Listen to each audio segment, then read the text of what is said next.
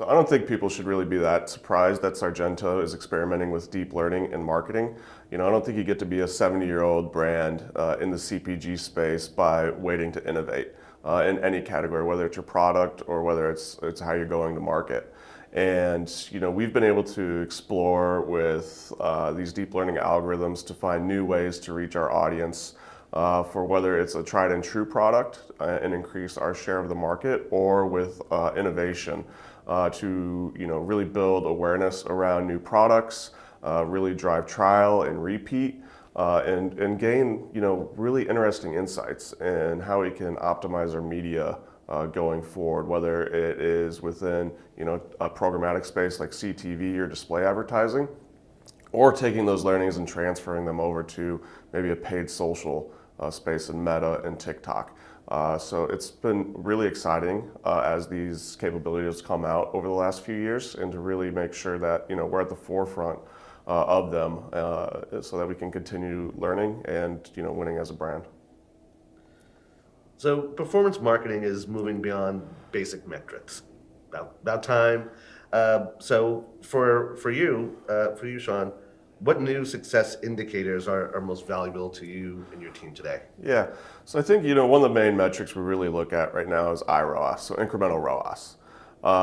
We're really trying to grow our share within the category. We are the leader within the natural cheese category, but we want to make sure that we're always identifying new customers, especially when we think about new audiences like Gen Z.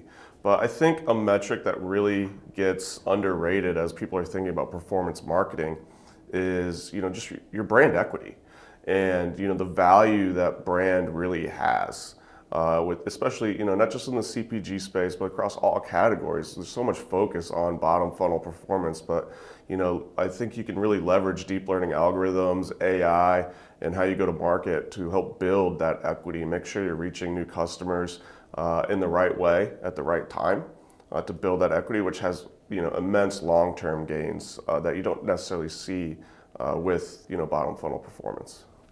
Shawn, I have to ask the inevitable AI question here.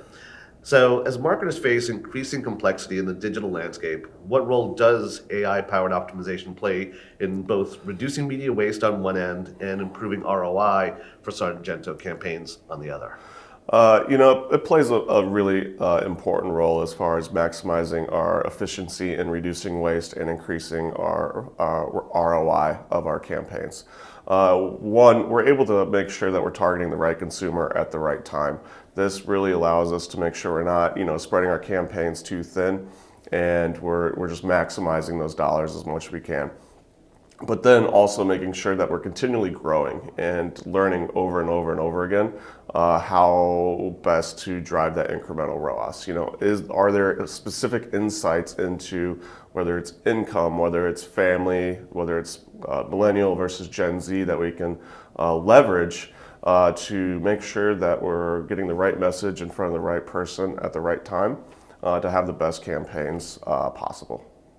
So, Shawn, want your crystal ball out for this one. Looking ahead, what emerging trends in performance marketing, whether it's predictive insights, personalization, or privacy-first tactics, do you see as game changers for brands like Sargento? Yeah, as far as game changers for a brand like Sargento, or really any CPG brand, I really think the predictive insights are where we're really going to see wins from AI and deep learning algorithms come within the next year or two.